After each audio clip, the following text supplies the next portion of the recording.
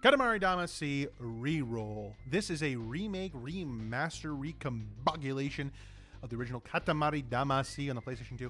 This game is one that I'm not too familiar with, although I have listened to the music, the soundtrack to many of the Katamari games many times over the years. My only real experience with playing the game is I think I played about 15 minutes of a demo on PS3. It must have been, I don't know if it was Beautiful Katamari or I Heart Katamari or something. I don't remember, but it was when PS3 demos were a thing. Anyway, this was my first real jump into the series. I got this on Steam a while ago, figured it was a good game for the challenge, and the basic breakdown goes like this. You play as the prince under the king of all cosmos, so I guess you're the prince of all cosmos, and you have to roll this big ball that is essentially a Velcro ball that picks up anything you rolled it over. And you have to create a gigantic ball to then throw into the sky. It's weird. It's very Japanese. It reminds me a lot of Nobody Can Stop Mr. Domino.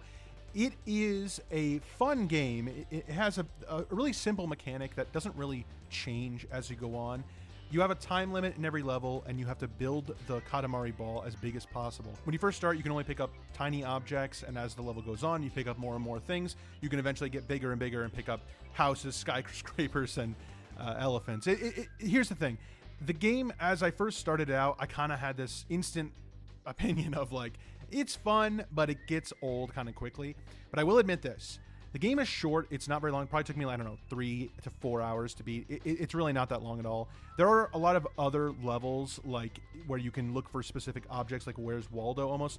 But I'll tell you this. When I played the game, as I got to the end, last few levels, it completely flipped its script on me. Now, the game never changed. It just, the levels get longer and the balls get bigger.